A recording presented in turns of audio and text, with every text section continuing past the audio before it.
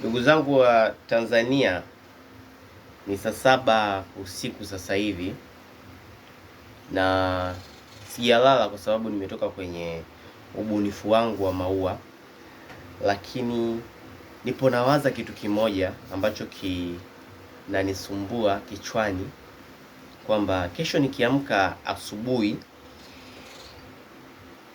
ninaweza nikaamua kurudi kuwa Mkristo au nikaendelea kuwa Muislamu, lakini siwezi kuamua kuamkia bahari ya Hindi. Yaani hii ardhi ya Tanzania, hii nchi yetu moja, ni nchi ambayo siwezi kuihama kwa matakwa yangu kiwepesi kama udini. Kwa hiyo taifa langu nalitanguliza mbele kuliko dini yangu. Sasa Mheshimiwa Mama Samia Suluhu, mimi naomba nikusaidie, naomba unipe ulinzi mtoto wako Ibrahim, lakini naomba pia unisikilize, na nadhani hii video uisambaze, uipokee. Kila mtu ambaye anaweza akafikia Mama Samia amuonyeshe hii video. Kuna hawa viongozi wetu wa dini, viongozi wetu wa Kiislamu na viongozi wa Kikristo wamekuwepo katika taifa letu, lakini niwaulize swali moja. Ikifika pointi tukagundua kuwa na elimu ya kujitegemea Mama Samia, hapo baadaye vizazi vyetu au sisi wenyewe, alafu tukakuta umuhimu wa rasilimali tulizonazo hapa nchini zimebinafsishwa zote kwa wageni, ina maana tutaendelea kuwa watumwa kwenye nchi yetu kwa sababu ya kuchanganya dini zetu. Kwa hiyo hawa watoto wetu wanaokuja huko mbele, wakituona sisi ni soko la bidhaa ambazo zinatokana na rasilimali zetu, na wao ni maskini kwenye mipaka ya nchi yao kwa sababu tu ya viongozi wa dini fulani na fulani. Hawa wanampromoti huyu awe rais, hawa wanadai haki, na sana haki tunayotaka sisi vijana ni kuwa na elimu ambazo zitatufanya sisi tujitegemee, tuwe wabunifu, kama mimi mtengeneza maua bodaboda hapa Dar es Salaam. Lakini hawa wa viongozi wa dini ambao wanachochea machafuko, kuchinjana, of which ni kitu kigumu sana kwa mtu ambaye ana roho nyepesi. Mimi Muislamu, lakini sidhani kama hiyo kitu haiwaogopeshi watu, inawatisha. Hata risasi pia zinawatisha watu, lakini kitu ambacho vijana wazalendo na vijana ambao wana akili wanacho ni kuwakubalia, ila kwa sharti moja la wao kujifunza aina za sumu. Kuna sumu za Kimasai zinaweza zikawekwa hata kwenye maziwa. Kwa hiyo hawa viongozi wetu watakuwa na wakati mgumu sana, wao na jamaa zao wa karibu watatiwa sumu na watu wenye machungu. Sumu sio risasi, sumu sio kuchinjana. Kwa hiyo mimi najitoa mwanga Mama Samia, nikupe hii launch kwamba mjaribu kuwapa vijana maisha mazuri.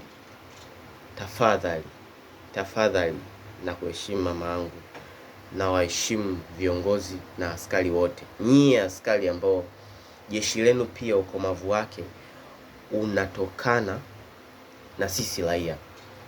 Kwa hiyo kama mmeruhusu tamaa ya kumiliki rasilimali na vyeo na mkasahau, kesho kutwa tutakuwa tuna watoto, tutakuwa tuna wajukuu ambao wataitaka nchi yao ambayo ina elimu inayowawezesha kutawala rasilimali zao, na wawe na option ya kuwa dini yoyote, ila sio kuchanganya dini kwenye maendeleo yao.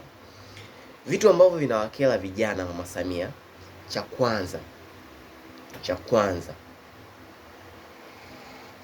ni nchi kukopewa hela nyingi kutoka nje, deni la taifa.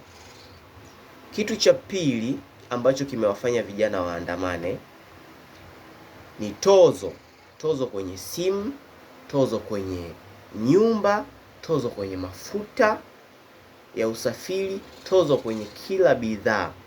Hichi ni kitu cha pili kinachowafanya vijana waandamane. Kitu cha tatu ni rasilimali za Tanzania kubinafsishwa.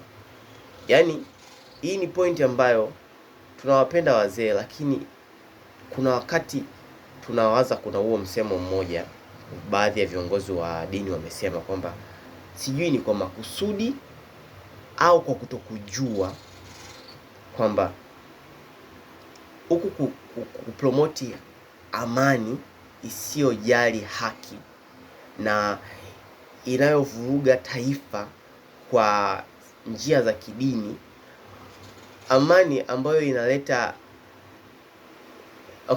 nishapata title ya hii video, The Art of Politics as Poison to the Nation. And so I beg all of you to be patriots in your own country. This is Tanzania. We just have Tanzania. It's one Tanzania. If we promote ourselves into political fights and the few enjoy the resources that we have a dead country to come. But if we love ourselves, we prefer Tanzania better than Christianity or Islamic, we have a country of our generations to live. So I don't hate anyone, but I demand new constitution to guide us, to make sure we benefit from our resources, to make sure that we enjoy our talents. We don't need the education that wastes our time for 16 years with millions of money of school fees, but zero outcome. The youth from school, the graduates, as we have sent flowers for UDSM graduation, the only products magnified by this educational system is shame for the ritual duties, and not only shame, disgrace. Yani niseme tu ni aibu na dharau. Vijana wana aibu na dharau kwa shughuli kamili, sio wabunifu. Na siasa sasa imeshakuwa kama vile ni fimbo kwetu, na tunaamini haupo peke yako mama. Tunaamini ni kundi kubwa sana la mfumo wa watu ambao wamekaa kwenye system na wanaamini zile nafasi ni za kwao milele. Let me tell you one thing. Mtakuwa soko la magari ya V8 kutoka nje, mtakuwa soko la teknolojia za watu kutoka nje. Hamta enjoy taifa ambalo Mungu amewapa kwa sababu tu ya ubinafsi. Ubinafsi that will eat you in one way or another. So kill me, I've said it.